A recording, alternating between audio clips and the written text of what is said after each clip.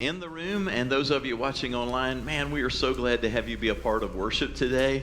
I'm just so convinced in the depth of my soul that God is doing something new among us. And even if you feel like, I'm just watching online, this is just another video, I want to remind you and just declare to you, this is not just another video for you to watch. God is on the move, and it doesn't matter that we're not in the same room. He wants to do a new work in you today. If you've got your Bibles, I'm going to invite you to turn with me to Exodus chapter 2. We began this series last week entitled Nowhere to Hide, looking at the book of Exodus, and we're going to be here for the next several weeks, and I'm glad that you're here today to take part in that.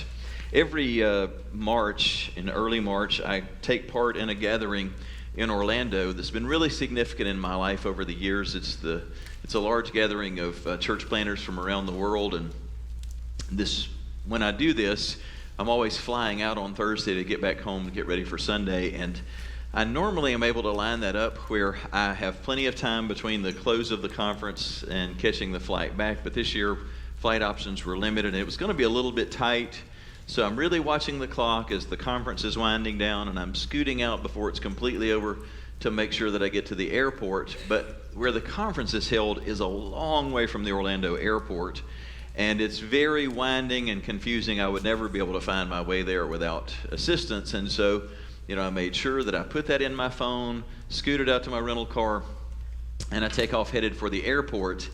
The thing that I had failed to take into account was, for whatever reason, my map app on my phone, Siri, had been malfunctioning all week long. And even when I would be going someplace, even when I'm just driving to the airport here, I'll put it in my phone just to make sure that there's, no issues on the interstate that I need to bypass. And even just like trying to get to the airport from here, Siri couldn't make that happen. Driving in Orlando all week, it was just malfunctioning the whole week. And I didn't take that into account that morning. So I put it in my phone, I scurried out to my rental car and took off for the airport, or so I thought. And as I'm following all these twists and turns, Siri directs me onto the interstate, and it's only when it's too late that I'm actually merging onto the interstate that I realize, oh no, I'm on the south side of town, and she just put me on the southbound interstate. I'm headed to Miami, and the airport is way northeast of me, and it happens to be that place far enough south that it's several miles to the next exit, and I didn't have really a window of time as a cushion in there, and so now I am flying south on the interstate, just starting to sweat bullets, like, okay, I need to get to an exit, and it's a long way to the next exit, and I finally get there, and I whip off onto that exit, not realizing that the exit that I took was to another major highway that was like an interstate. It was a freeway where you can't make U-turns, and it was several miles to the next exit on that one, and it's now headed west, and the airport is northeast of me, and now for quite a long while I've only been driving south and west, and by the time I finally get to the place that I can exit off of that freeway and get to a traffic light, and now my heart rate's getting up, and I'm really starting to sweat, because now I am way further from the airport than I was when I left to begin with. Not only am I further away than when I started, I now know my phone cannot get me to the airport. I don't have directions. What I need is an old school map, and I don't have time to go track down a bookstore or a gas station that's going to have an old school map. And I'm thinking, how in the world am I ever going to catch my flight?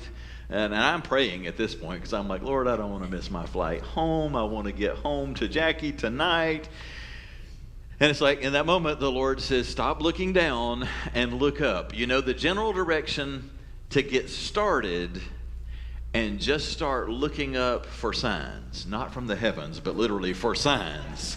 Eventually, if you make it far enough in the general right direction, maybe you'll find an airport sign. Sure enough, so that's what I started doing, just working my way back in the general direction that I knew to go, and eventually I finally saw an airport sign and was able to make my way to where I needed to go. But I start with that story because in life, every one of us arrives at a place like where I was that day, where you know where you want to go, where you have some sense of where your life is supposed to be going, But somehow, some way, maybe through choices you made, maybe through decisions that others have made, maybe just because of the rottenness of life in that season, you find yourself going in the wrong direction.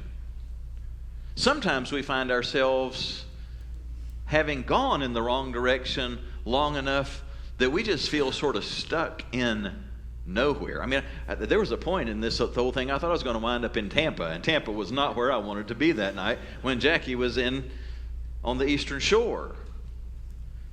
But for all of us, there comes a point in life where we're going in the wrong direction, or we've arrived at a place that is not where we ever dreamed we were supposed to be going in our lives, and we're sort of stuck with the question of, how do you get out of this? How do you get off the road to nowhere? Well, that's exactly what we're going to press into today as we continue with this narrative that is truly one of the epic, great stories of all the Bible. That is, from the Old Testament, the Exodus narrative is probably the most retold story among the people of God and throughout the scriptures, this great story that we're unpacking. And so where we left off last week, we discovered that the descendants of Abraham, the Jewish nation, they're not really a nation yet. They've just become a vast number of people. By the time we pick up the story today, there are likely at least 1 million of them at this point, because there's going to be 40 years that have passed between where we left off last week and where we pick up today.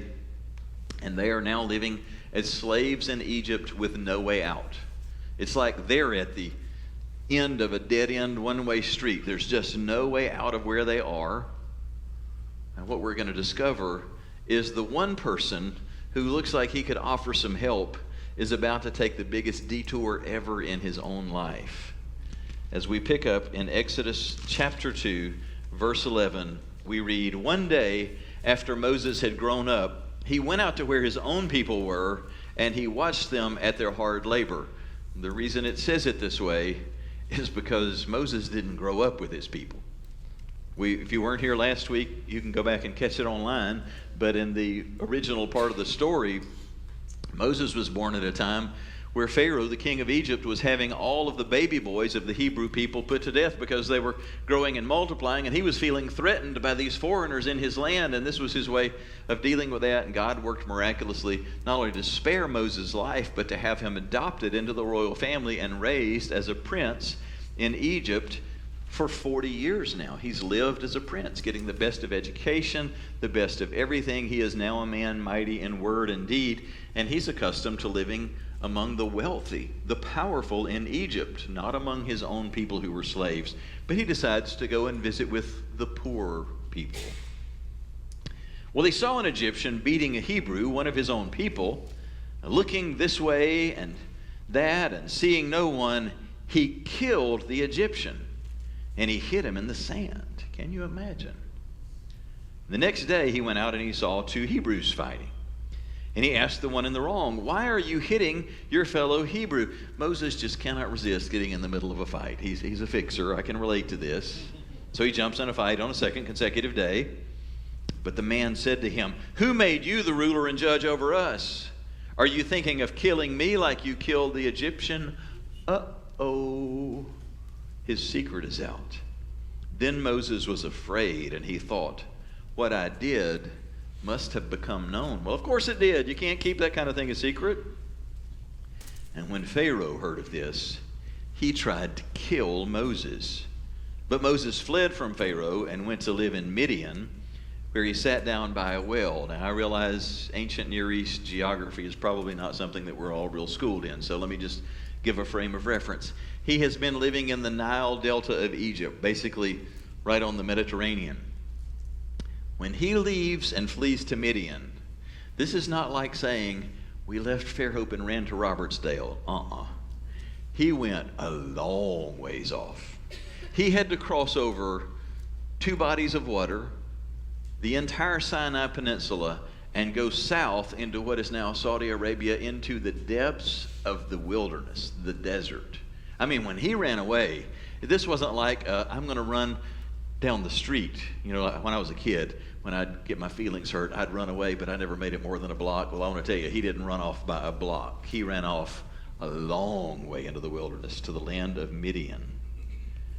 Now a priest of Midian had 7 daughters, and they came to draw water and fill the troughs to water their father's flock. Some shepherds came along and drove them away, which you can imagine. In a world that's dominated by men, these women come and do all the hard work. Imagine how long it would take to draw all the water from a deep well, to fill a trough, to water the whole herd. And here come these cruel men who basically just knock them out of the way and say, thanks for filling the trough for our animals, and now they're watering their animals. And here's good old Moses. What does Moses love to do? He loves to get in the middle of a conflict. He loves to fix it. So what's Moses going to do? Well, he's going to fix it. These shepherds drove them away, but Moses got up and he came to their rescue and watered their flock. Don't you want to cheer for Moses at that point? That was courageous, wasn't it? One man against all these other Bedouin shepherds. And when the girls returned to Reuel, their father, he asked them, why have you returned so early today? And they answered, an Egyptian rescued us from the shepherds, and he even drew water for us and watered the flock. And where is he? Reuel asked his daughters. Why did you leave him? Invite him to have something to eat. One thing that's always worth keeping in mind when you're reading the scriptures was, in ancient Near Eastern culture, the number one priority, the number one value was always hospitality. At a level that you and I cannot relate to. Like, above everything else, you absolutely must show hospitality to others. You must invite them into your home, and particularly hospitality to strangers. And so when these 7 daughters come back to their dad and say, we have a wonderful story to tell, his immediate response is, well, where is the man? Why would you not bring him home? He should be with you. And so they went and got Moses, and they brought him back to daddy. And Moses agreed to stay with the man. Now, that this verse or two here, we don't know how many years pass in these couple of verses, but this is the super condensed Reader's Digest version of what happens next, because time passes. This doesn't all happen over dinner that night, but Moses agreed to stay with the man who gave his daughter Zipporah to Moses in marriage. And Zipporah gave birth to a son, and Moses named him Gershom, saying, I have become a foreigner in a foreign land. That name Gershom. You remember the Hebrews always tried to give names that had meaning. And so Moses named his son a name that sounded like the word for a foreigner here. That was obviously at the forefront of his mind. The fact that he was displaced, that he felt like such an outsider, and he gave his son a name to reflect that. Verse 23, during that long period, and it was a long period, the king of Egypt died. The Israelites groaned in their slavery, and they cried out, and their cry for help because of their slavery went up to God, and God heard their groaning, and he remembered his covenant with Abraham, with Isaac, and with Jacob. So God looked on the Israelites and was concerned about them. I love the way the writer is setting the stage. He is foreshadowing the great move of God on behalf of his people. But he's doing it in a way where if you don't already know the story, you're going, so what's up? What's he going to do? What is God planning here? But it's unfolding so slowly. This detour in Moses' life lasted 40 years. Can you imagine? 40 years that he would spend in the land of Midian. You want to talk about somebody who is on the road to, who had to felt like he was on the road to somewhere that suddenly is on the road to nowhere. That is Moses' story. Because, just think about the great contrast between the first 40 years of Moses' life, miraculous deliverance. Suddenly, God just thrusts him into the royal court. For 40 years, he has grown up with a silver spoon in his mouth. Clearly, the hand of God is with him, and he knows in his gut, I am the man that God has chosen. It's going to be through me that all of my people are going to be saved. I am the man. That's got to be pretty exciting to know God's got a plan. God has picked you out. And with every passing day, he's getting the best education. It's interesting in Acts 7, when Stephen is going back and retelling the story of Moses, he fills in a lot of details that we don't get in Exodus. But he says of Moses in Acts 7:22, the Egyptians taught Moses everything they knew, and he was a powerful man in what he said and did. With every passing year, he's gaining wisdom and insight, and he's growing in power. He's become a powerful speaker. When he shows up, people pay attention.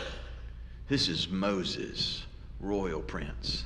And like that, his life turns on a dime. And he looks like he is on a trajectory toward greatness until suddenly he is running on a road to nowhere, and he is stuck there for 40 years. Can you imagine what that felt like? Well, as we think about his story and we unpack what we read in these verses, there are really two things that I want to share with you today. First of all, from his story, I want to just point out to you three things that Moses did that will consistently get you moving on the road to nowhere. Three things you want to avoid doing in your life because they will consistently take you in a bad direction. And then the second thing that we want to do is consider from Moses' story, okay, so what if you find out you are in a bad place? You are on the road to nowhere, or you feel like you've arrived at nowhere. How do you begin a new journey out of nowhere? How do you get a fresh start moving in the right direction? So we start first with just three paths that get us nowhere. If you want to follow along in your outlines, we'll just touch on these briefly. The first one is this. The first path to nowhere is trying to solve my problems in my own strength and wisdom. Anybody ever do that? Oh my goodness. You see, I'm a fixer. I'm a problem solver by nature. I love solving problems. I mean, when I was growing up in school, I loved math, and in math, there was nothing I loved as much as word problems. Yeah, I was a bit of a freak. Like my fellow students hated me. Everybody hates word problems, and I'm like, I love word problems. I didn't realize this because God has wired me to be a problem solver. So that's a blessing and a curse. Because you see, you present me with a problem, and what do? I immediately spring into problem-solving mode. I'm wired for this. I can fix this. I can figure this out. Well, sometimes that's good, but other times, oh, that's very, very bad. I can tell when I read this story, Moses is wired that way. One of the ways you can tell it is every time he sees a problem, he jumps in the middle of it. He can't ever just witness a conflict and be like, let's see how that turns out. Oh, no, there's a problem. I'm going to fix it. I mean, in this much scripture, he steps into 3 different fights. Who does that? Fools like me. Those of us who think we can fix everything. Moses had this tendency to always think, I can figure this out, I can make a plan, I can fix it. Even as Stephen in Acts 7 is talking about Moses, it's sort of interesting to just notice the wording. When Moses was about 40 years old, he thought that it would be good to visit his own people, the people of Israel. So Moses saw an Egyptian mistreating one of his people, so he defended the Israelite, and he punished the Egyptian by killing him. That's interesting wording. That on the spot, he decides, well, I think I know what justice would be here. I'll just kill this man for doing this. Who gets to do that? Well, he just figured out that's what needed to happen. Moses thought, well, there you go again, Moses. Moses thought his own people would understand that God was using him to save them. But they did not. That's how it works for me. That's about how well it works for me. I mean, you follow Moses' logic, don't you? I mean, Moses has been living separate from his people. He's been living with royalty. I mean, there has to be a part of Moses that's like, I know I'm the man. I know I'm supposed to deliver the people. But I'm not sure how that's going to happen. It sure would be nice if I could do that from the palace. Sure would be nice if I could stay clean and tidy and live the life I've been living while I do that. And finally, at about age 40, he decides, I guess if I'm going to save those people, I guess I'm going to have to go visit them. Sounds kind of dirty where they live, but I guess I'll go visit those people. And he goes and visits those poor, dirty people. And while he's there, he sees this conflict, and he's like, well, that's not cool at all. I mean, this is one of my own people that's being used and abused, and apparently that's a real common thing. So I think I better step in. And when he gets in the middle of the conflict, when he starts breaking it up, he goes a little too far, but it's pretty clear when you read the wording in Exodus, he didn't like jump in and put him in a rear naked chokehold and hold it for a little too long. No, it says he looked this way and that, and then he stepped in and killed the man. I mean, you get what he's doing. He's like, what should I do? What should I do? I could step in and just break it up, or I could just go ahead and kill the guy. I think I'll kill him. Now, let me just admit, I've been in a few fistfights in my life. I've broken up a few fistfights in my life. Never did it occur to me in breaking up a fistfight, I think I should just kill this guy. Never have thought to do that. That was Moses' solution. But Stephen goes on to tell us, in Moses' mind, he's thinking, surely my people will recognize I'm the man. They will realize I'm the guy that God picked to save them. And what better way to make that point than for me to see that when here's an Egyptian doing what Egyptians do, abusing a Hebrew, well, they see me, the prince, show up, and I don't just come in and say, hey guys, let's break it up, let's break it up. No, I'm going to step in and I'm going to use my power and I'm going to kill the Egyptian. And surely my people are going to see, this is what I've come to do. I've come to deal with the cruel Egyptians. I am your deliverer. That's what he thought. But guess what? It didn't work that way. His people did not look at him and go, there is our great champion, let us follow him. No. Moses thought he could solve the problems on his own. He thought he could just figure this out. And he begins a journey down a path that always takes us to a bad place. I can't tell you how many times in my life I have thought, I can figure this out. I can handle this problem on my own. And when you think about whatever problem it is that you have to face, like the bigger problems in life, let's think about some of the big, hairy, difficult ones. Think about what that is for you. And it's different for each one of us. For some, the biggest problems are things like putting too much food in our mouths and getting control of that. Some of us, it has to do with what comes out of our mouths and getting control of that. For some of us, it's a temper that we can't control. For some of us, it's drinking alcohol. For some, it's drugs. For some, it's sex. For some, it's pornography. For some, it's gambling. For some, it's spending. We could just go on and on. But we all struggle with something. And some of those things that I named, you're like, oh, that's no problem. I can handle that. But there's something on the list that's a real struggle. And as long as we think that we can figure out and we can fix it, we're on a road to nowhere, as was Moses. Second thing that'll get you nowhere is doing what Moses did, and that is trying to keep my problems a secret. What's the first thing Moses did when he killed this man? Well, it says he killed the Egyptian, and he hid the body in the sand. That is so instinctive for us, isn't it? I mean, that's a well thought out plan, isn't it? I think I should kill the guy. Ooh, now I've got a body to deal with. What shall I do? I guess I'll stick him in the sand. Bodies have a bad way of not staying where you put them. Somebody finds out, and now it's a bigger problem. But what Moses did is a picture of what we love to do. We love to cover up and hide our biggest problems, don't we? I mean, like, I don't really have a problem with food, do I? So long as when I'm out in public, I think I'll have a salad and a Diet Coke. That way you don't see me go home and eat an entire sleeve of Oreos and half a tub of ice cream. If you don't see it, I don't have a problem. I think I have a metabolism disorder.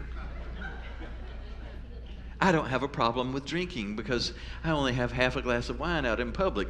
But if I go home and drink a fifth when I get home in private and just do that in secret, guess what? That's still a problem. The fact that I can go home and even though out in public, I'm not doing anything inappropriate with women, but if I go home and I'm on my computer all the time, looking at inappropriate images all the time, and it may feel like I don't really have a problem because I'm just doing that in secret, guess what? If that's what I'm doing, I've still got a problem.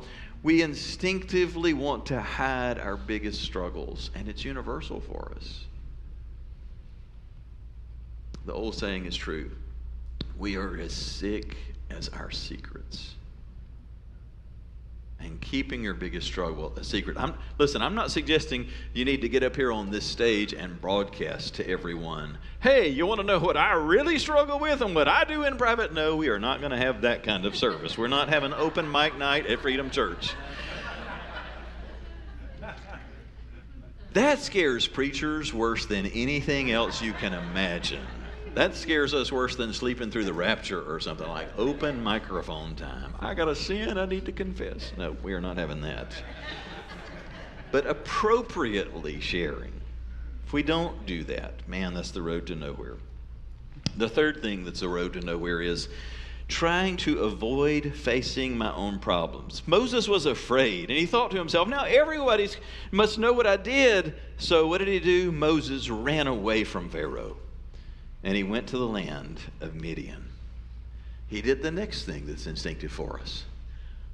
I'm just going to run.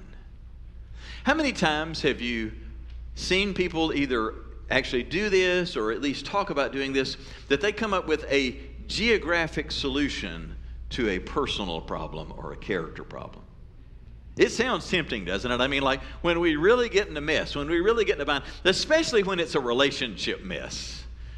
What do we think to do? I think I just need to move away. I think God is calling me to California or Colorado or somewhere else. I really feel a burden in my heart that God's calling me to do this. And the rest of us are looking going, come on, just recognize it for what it is. You want a geographic solution to a personal problem. And we all know how that turns out.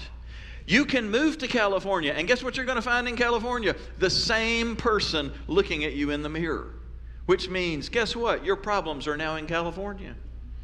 You don't get to run from your problems. But we instinctively will try to run. We'll try to avoid them. Now, most of the time, that's not really how we act it out. We don't act out by, most of us will realize moving away is not going to solve the problem. So we'll really try and do this a couple of different ways.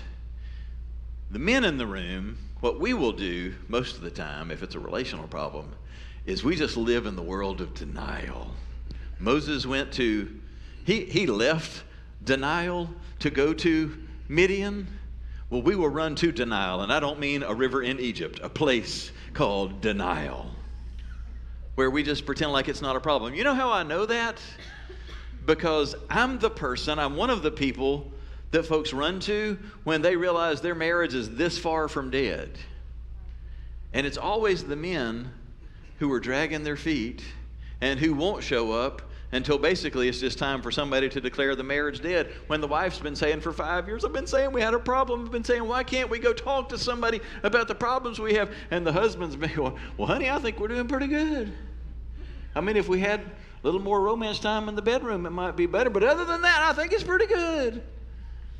And we ignore and deny all of the other things that really are problems. And the other thing that we'll do, besides denial, and I hate even talking about this because this is my wheelhouse, is we'll blame. We'll avoid addressing the problem by blaming other people. And I've got a PhD in this. When I was going through the yuckiest time in my life, one thing that I did right was went and sought out a professional therapist initially for couples therapy, and when that went nowhere and I found out I was the only person showing up for therapy, I just made up my mind, I'm not going to quit. If I'm not going to have somebody with me, I'm just going to stay in, because I knew what I'm going through is either going to make me better or bitter, and I don't want to be bitter, and I'm going to need help to get better. So for months and months, I stayed in therapy. And I know there are people in the room and watching online who are like, oh, therapy's for the weak. Well, guess what? We're all weak.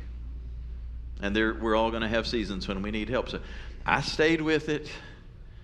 And you know, when you're with a good therapist, there are times that you love and appreciate them, and there are times you can't stand them because they speak truth. And I remember one of those days, and I love my therapist. She was a wonderful, godly counselor, but one of those days that I wanted to go, I really didn't want to hear that, was when we were talking through something and I was sharing my perspective, and she just talked me cold, and she said, you are doing right now what you do so frequently. What is your really big struggle? And that is, you are turning all of the blame on other people, and you are refusing to look at the one person in this that you can do something about, and that is yourself. And as long as you're content to sit there and blame others, you can't do anything to help yourself. Yeah, wow. That stinks. Because she was right. And guess what? It's still a struggle in my life. It still is. Just ask Jackie. She'll tell you. I'll do it. I may be 90% of the problem, but if she's 10%, we need to talk about that 10%. It's ridiculous. The first couple of years that we were married, prime example. So one of the things about Jackie, she is a fantastic cook. And man, can she bake. I mean, good grief. She bakes such delicious sweet stuff. She has the gift of baking sweet stuff. I have the gift of eating sweet stuff. It's a dangerous combination. So she's, just at a ridiculous level. She's baking cakes and brownies and cookies and pies and banana nut muffins, all this wonderful stuff. And I office from home. So I have to smell all the stuff that she's cooking. And I'm not talking about baking like once a week. I'm talking about baking multiple times a week. And so after I've been married, we've been married for like a year, I just finally said, you got to stop. I'm going to weigh 400 pounds if you keep doing this. You have got to stop baking all this stuff. We've got 3/4 of a cake and all of these brownies, and now you're baking. What are you thinking? You've got to stop. And I'll never forget, she looked me back in the eye and she said, I ain't making you eat it. I am not putting this in your mouth. And that's one thing I love about Jackie. She'll shoot straight. She's like, there's 4 people that live in this house. That does not mean you have to eat 3/4 of a cake. There's other people that live here. I'm not quitting something I love doing just because you can't control what you put in your pie hole. That's your issue. And I'm like, thanks, honey. But you see the problem? That's denial. What's the real problem? I don't have any self-control. I keep shoving stuff in my mouth when I'm not hungry. But I want to go, you're the problem, baby. You need to stop cooking. When you turn your problems into really it being somebody else's fault, that always gets us to a worse place. All 3 of those will trip us up. Trying to fix our problems in our own strength and wisdom, keeping our issues a secret, avoiding facing our problems. All of that's a road to nowhere. So we want to avoid those things. But here's the truth. We all at times will find ourselves at a bad place, moving in the wrong direction. So here's what we really want to consider for the next few minutes is, how do I start a new journey out of nowhere? 4 things that the Moses narrative speaks of, and the first one is this. If I'm going to make a new start on a new journey, it often means that I've got to make a clean break from the people and circumstances that feed my problem. You may say, well, who are the people and circumstances that feed Moses' problem? It's the environment he's been in for 40 years. Moses has gotten the best of everything. Whatever version of the boarding school, the private school, the best of everything. If there had been nice cars, he'd have had one. I'm sure he had the shiniest, newest model of a chariot. All of that has been handed to him. He's being raised to think and expect and operate in one way that really doesn't line up well with how God's planning on using him. And for him to get on track with that is going to require this clean break. Well, I realize we said that Moses tried to use a geographic solution to a personal problem, but there is a part of what he did that actually was healthy. And even though it wasn't what he wanted to do, making a clean break was actually a very necessary part of the process. And it is for us many times too. How many times have you seen people who are caught up in something bad? Maybe they're caught up in a toxic relationship, or maybe there is a substance abuse problem that's just become a really major issue for them, and you've seen them get to a desperate enough place that they made a change. And now they've quit drinking, or they've quit getting high, or they've gotten out of the relationship, but they've made some significant changes, and they get clean and they experience the freedom and joy of living a different kind of life, and they've tracked for a little while at that so that they've developed some confidence, and it's like, I like this, and I'm feeling some confidence. In fact, I feel so strong now, I think I could take a little step back over just a little bit closer to where I used to be. I don't think I am so confident and so on track. I don't think it's going to hurt me to just sort of begin to spend a little bit of time talking with that toxic person, that toxic relationship that I used to be in, because I'm so strong. I know I'm not going to cross the lines that we used to cross before. And the next thing you know, bam, you know where they wind up. Or they start edging back over toward those old friends that they used to drink and party with and get high with. But I'm so strong, I'm not going to do that stuff with them anymore. But I can be a witness to them. And they start easing back in to be a witness. And what do you see happen next? Bam. They go right back into the same old habits. Sometimes it's a key part in the process that we've got to make a clean break.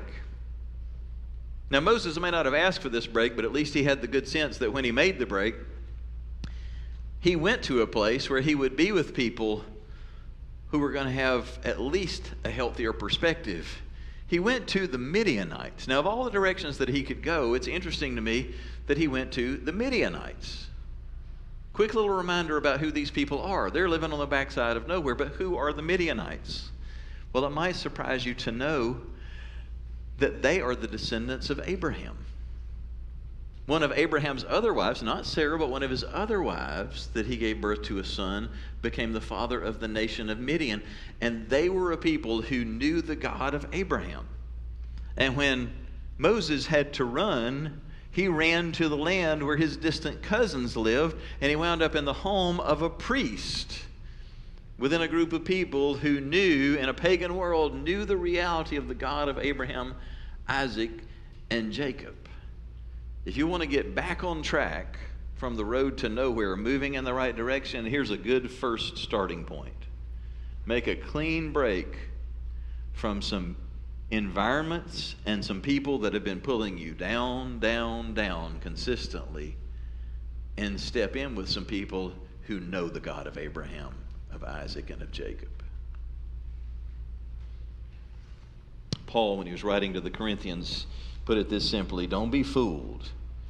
Bad friends will ruin good habits.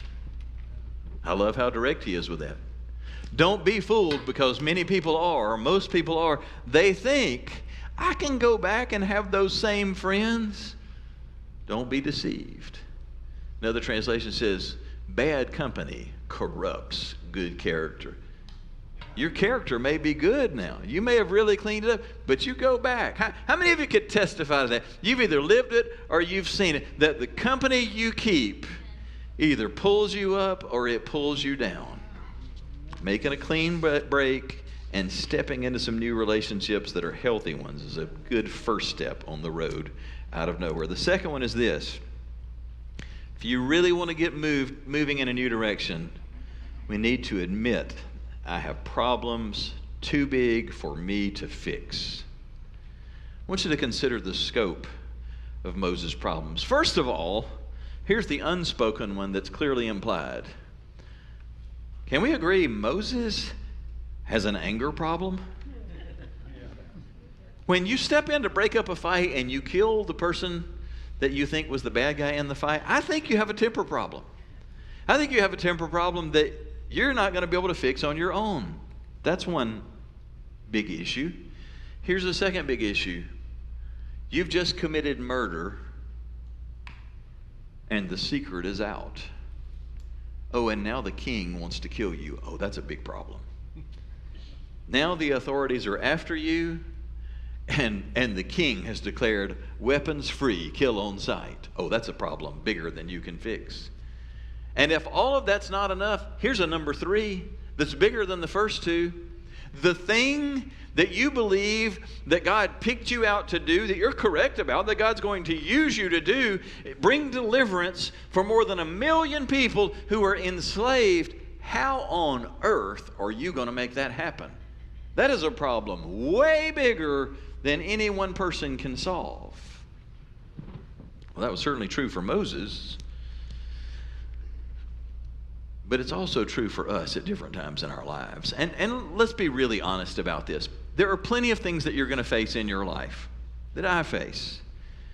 And they're not massive problems, but they're problems. If we don't address them, they're going to become big problems. But the truth of the matter is that if you'll exercise some willpower, if you'll make some changes, if you'll make some proper adjustments, maybe rearrange how you're spending your time, who you're spending your time with. If you do the right things, there are things you can fix. In fact, let's go far enough out on that limb to just acknowledge most of the things in your life that are potentially broken or will take you to bad places, You can fix either you through your willpower and doing the spiritual disciplines and the reinforcement of the right people around you. You can fix the majority of problems in your life. Would you agree with that? That's a fair assessment? Most things. I'm not trying to, this is not a trick question. I'm not trying to set you up. Most stuff we can address that way. That's not what we're talking about. We're talking about the big, hairy problems. We're talking about the problems that keep coming back. We're talking about the things you already tried to fix it that way. You tried to overcome it with your willpower. You knew you could fix it. And so you kept having to go back and fix it again and again and again. It's the person who drinks too much, but they don't have a drinking problem. They've proven that they can stop anytime they want to. They've stopped a whole bunch of times. The reason they've stopped a whole bunch of times is because they've started a whole bunch of times. It's like the person who has a nicotine problem. Of course they can quit smoking. They've stopped 100 times. Well, what does that tell you? They have a nicotine problem that they can't control. That's why they had to stop it 100 times. The person who's a sex addict. I don't have a problem. I could stop this anytime that I wanted to. Great. Then do it. The fact that you keep having to tell yourself that you can do it, and you keep trying it, and then choosing to do otherwise is the living proof that you have a problem that's too big for you to fix. It's too big for you to solve. And everybody has these kinds of problems. This is why when we talk about Celebrate Recovery, we're very careful to say we are not going to be the kind of church that says, yes, and we have Celebrate Recovery at our church for those people who've got those kinds of problems. No, we get it. We're a Celebrate Recovery church because we are those people, and we know that all of us have those kinds of problems. What kinds of problems? The problems that are too big for us to fix. There's only been one human who didn't qualify with that description, and that was Jesus. The rest of us have a level of brokenness that we can't fix. And everybody who has any experience whatsoever in recovery knows this. Like, this is the most fundamental thing in recovery. You can't make any progress whatsoever until what? Until you acknowledge and realize that you really have a problem. For those of you who don't have any experience whatsoever in recovery, I've given you the first step in every 12-step program you'll find in America. And the first step that you'll experience if you come to Celebrate Recovery, and it is this: we admitted that we were powerless. Everybody say powerless. We admitted that we were powerless over our addictions and compulsive behaviors and fill in the blank for whatever else is jacking us up. And that our lives had become unmanageable. Everybody say unmanageable. That is the two key words: powerless and unmanageable. As long as you think that you've got the power to fix what is broken in you, you can't even get started on the road to recovery. Don't even think that you're starting down a new road. As long as you think you can manage this, you can manage this problem, nobody can help you. The first step down a new road in the right direction is admitting, I am powerless over this thing. I have power to deal with a lot of things. I am powerless when it comes to this weak area in my life, and my life is unmanageable. This is part of what I love about Celebrate Recovery.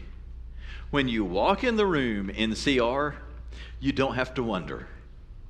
Every person in the room is acknowledging by their presence there, my life is not under control. There's a part of my life, at least in the past, if not presently, that is beyond my control. It is unmanageable for me. And there's something that's wonderful and liberating to be around people who can be that honest, who acknowledge, I'm that broken, but I'm not going to stay that broken. I'm going to get the help to move beyond this. And you can't be helped until you acknowledge this. The third thing that we learn. And that is, and nobody's going to cheer for this, but I'm going to say it anyway. I must allow desperation and hardships to become my allies rather than my enemies. It says in verse 22, Moses was a stranger in a land that was not his own. Can you just imagine how long after Moses got to Midian, he must have plotted and schemed and dreamed about how he was going to work his way back to Egypt and back into the king's favor and back into the palace. You know he did. I mean, if you and I had been there, you know that's what we would have been trying to figure out. How are we going to get back to the palace? How are we going to get back to reclaiming our good old life? It's human nature. We want to get back to the good old days. How long he must have just stayed just fixated on how do I get back? How do I reclaim my life again?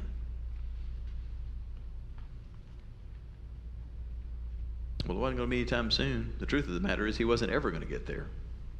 He's going to spend 40 years of his life in a place that he didn't want to be, and he didn't make any bones about it. I'm a foreigner in a strange land. That is not how, I mean, like when people come to Fairhope, you know how they're all just like, I've arrived in utopia.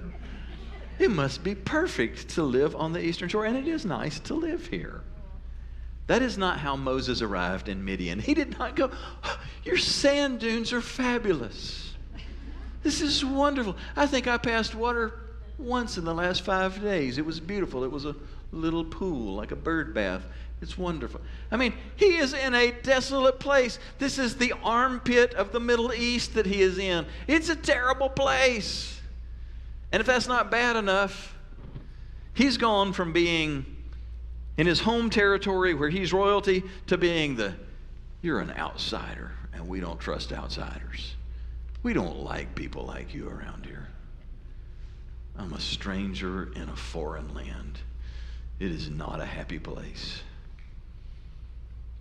But he had to learn to stop looking at this as if his desperation and his hardships were his enemy. He had to come to a place where he stopped resisting and complaining about hardships and realize that God had brought him here. And if God brought him to it, God will bring him through it. And there's something to be learned while he's here. The solution in Moses' life was not in Egypt. Moses was the man. He was the right man for the job. He just wasn't ready for the job yet. And there was no way to get him ready for the job that God had for him in Egypt.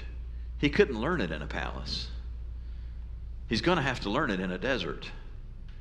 Think about what he's going to learn while he's in Midian. 40 years in Midian. He's going to learn how to live as a nomad. He's going to learn how to survive as a Bedouin in a desert environment. He's going to learn how to survive from one oasis to the other. He's going to learn how to forage for food. I'm pretty sure he didn't learn that in the palace. When might this come in handy for him? Oh, yeah. The next 40 years of his life when he's leading between 1 and 2 million people for 40 years in this same stinking desert where he's got to find a way to keep these people fed and watered and alive in the most uninviting habitat we can imagine.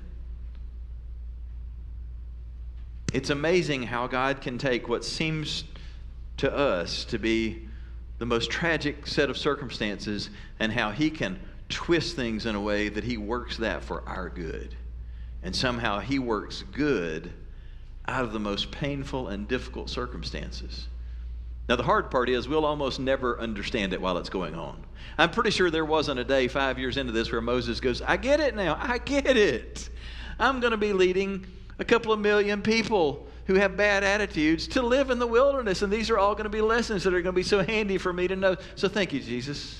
Thank you so much for bringing me to the wilderness like this. I'm pretty sure that wasn't a revelation that he got, but he did have to come to a place of recognizing, if I just sit here and focus on what I don't like about this place, I'm just going to be miserable. Paul put it this way, we have troubles all around us, but we're not defeated. We often don't know what to do, but we don't give up. We're hurt sometimes, but we're not destroyed. So we constantly experience the death of Jesus in our own bodies, so that the life of Jesus can also be seen in our bodies. It's going to take 40 years of hard living to transform hot-headed, self-confident Moses into the man that God could use to deliver his people. The passage that I just read from 2 Corinthians 4, if you read it in context, Paul says in that passage of all of us who are believers that we are all like clay pots that carry this great treasure inside of us.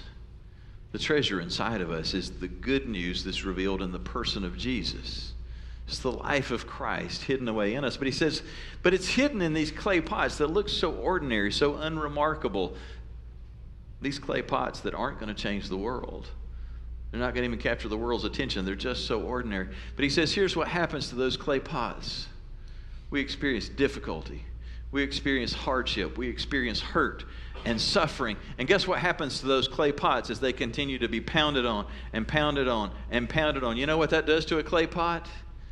It creates cracks, fractures, breaks. And you know what happens when you break a clay pot enough?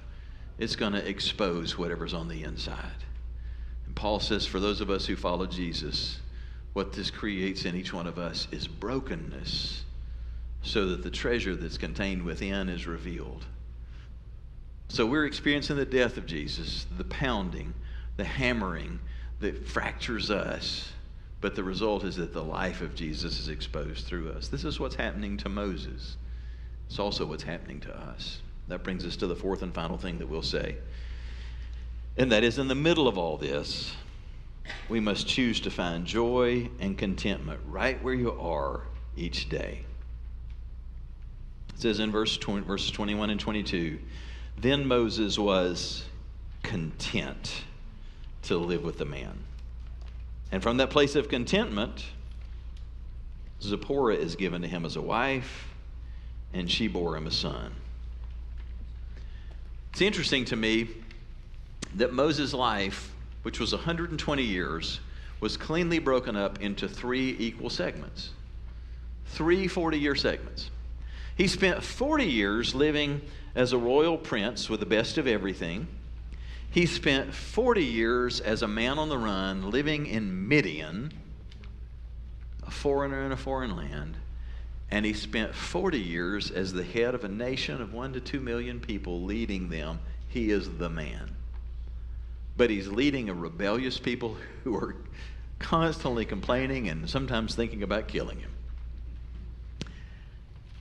After all of that, even today, if we could talk to Moses and say, Moses, looking back on the 3 different stages of your life, which one was your favorite? I'd bet you $1,000 if you asked Moses that question today, without batting an eye. He would say it was the middle one that I love the most by far. Wait a minute, it wasn't those first 40 years where you were the rich guy, you were the kid that got everything? No. It wasn't the 40 years where you were the head of the entire nation. Oh my goodness, no.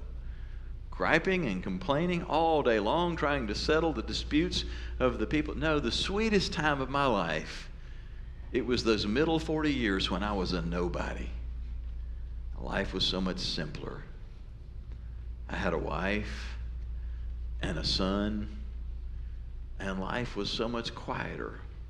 Life was so much simpler. I wasn't that thrilled about it to begin with, but the longer that I was there, you know what I learned? I learned contentment. I learned to find joy in the simple things of life. I feel very certain that Moses would tell us of the joy of that middle season of his life.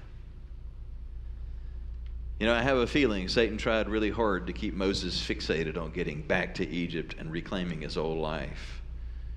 But the scripture says Moses found contentment where he was. This is one of the biggest keys in life, to find contentment and joy in today. You know, I look at my life today, and I look at my life more than a decade ago, 2 decades ago, and there are some things that the two have in common, and there are some things that are very different. I think about my life before, and there were both joys and struggles, but professionally, man, there was a lot to be excited about. There was a lot that I enjoyed, and I'm going to be really transparent with you about that.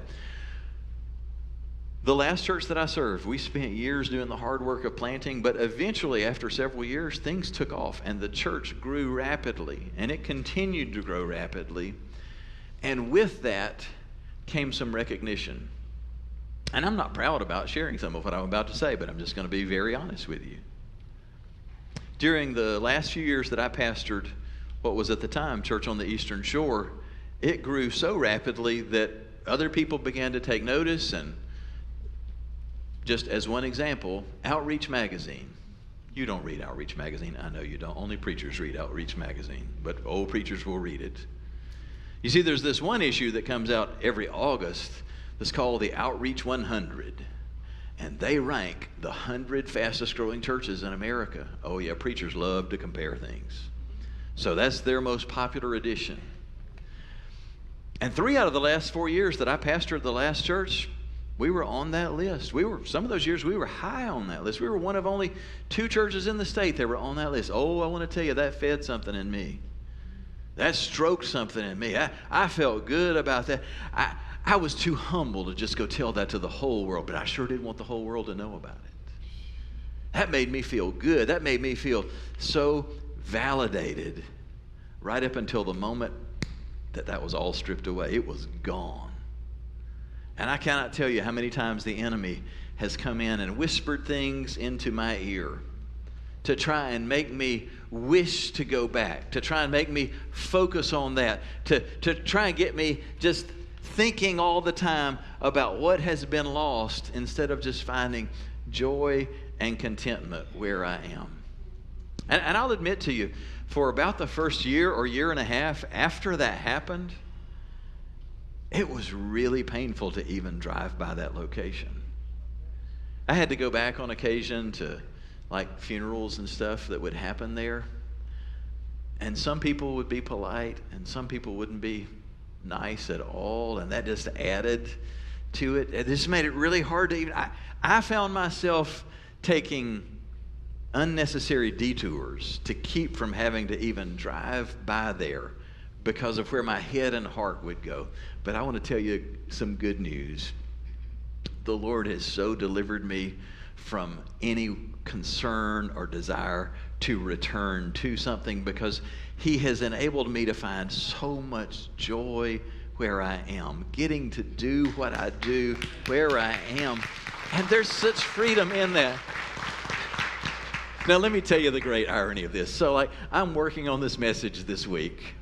You couldn't script this stuff. Jackie just doing what she does when she comes home from work. She'll separate out the mail, and she comes in my office, as she always does, and she plops down the mail on my desk, and I pause to flip through the mail. Guess what's on my desk the middle of this week? I don't subscribe to Outreach Magazine. This is no lie. I don't subscribe. You know what's on my desk this week? Outreach 100, the top 100 churches in America. How do they even find me? No lie. It's in my trash can at home. I'm like, no, devil, I am not going there. That thing went in the trash can so fast, I'm just going to stop and thank you, Jesus, that I don't have to live in the past dreaming about what was, because I get to live in a place of joy and contentment where I am loved, where I get to engage in something that really matters, where I get to do the thing that I am wired to do, and there's so much joy in doing that. Friends, we can live in a place where we're trapped trying to get back to our past, or we can find joy and contentment where we are. It doesn't mean that we have to stay forever where we are if you're in a bad place. You may be in a really bad place. I'm not saying stay in a bad place, but you can still choose every day to find something to celebrate and give thanks to God for. Gratitude is the beginning of this. If I had to sum up everything that we've seen today in one word, this is the word. It's all about surrender. Realizing that as long as I've got to be in control, I've got to manage my stuff, I've got to manage my problems and manage my issues, fix my stuff, I haven't surrendered. At the end of the day, surrender means, God,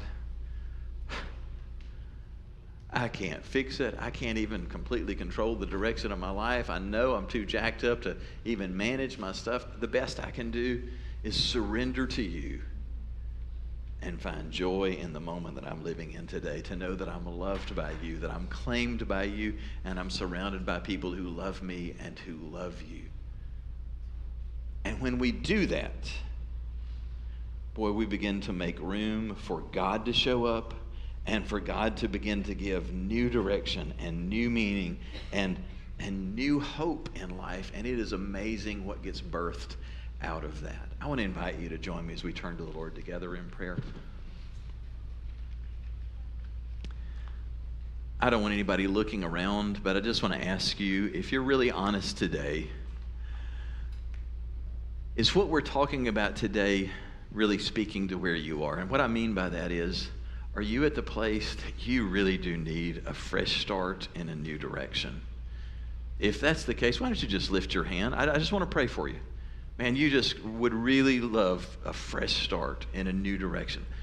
Thank you. Father, you see hands all around this room, and I pray that you would pour out grace right now. Grace that we could find joy and contentment, knowing we're loved and accepted right where we are, but that you don't leave us where we are. Lord, I pray that you would give us a capacity to step into what you have for us now. If that means making a break from some people and situations, to give us courage to do that. If that means stepping into some new relationships and new groups, give us direction to do that. And I pray for gifts of joy to be poured out here today. Hey, the beginning point for some of us in this journey is surrendering to the lordship of Jesus, whether it's for the very first time or if it's coming back to Christ. If that's what you need to do, why don't you just from your heart say, Jesus, I give it all to you. My life, my heart, my future, my plans, I just give it to you. The good and all the messes. You just have your way in me. Live in me. Forgive my sins. Forgive my junk. Give me a clean slate and a fresh start. God, thank you for how faithful you are to answer that simple prayer. We want to make room for you to do something new in our lives here today. We welcome that, and we pray this in Jesus' name. Amen. Thanks so much for tuning in today. I surely hope that what you heard was relevant and helpful, and above everything, I hope that what you experienced today really helped your heart to connect with the heart of God. Now, if what you heard for you stirred up any questions or maybe led you toward some type of spiritual decision, maybe you want to talk with someone about something that's on your mind, I would love to hear from you. And so I would encourage you, reach out by email. At the bottom of the screen, you see my email address. It's mark@myfreedomchurch.net. That's not going to go to a secretary or an assistant. That'll come directly to me. I'd love to hear from you and talk with you about anything that's on your mind. And if in the future you're in our area, we would love for you to come and worship with us at Freedom Church. But until then, we invite you to access all of the sermon material that you find online. Again, thanks so much for taking the time to join us today. Hope that you have a great day.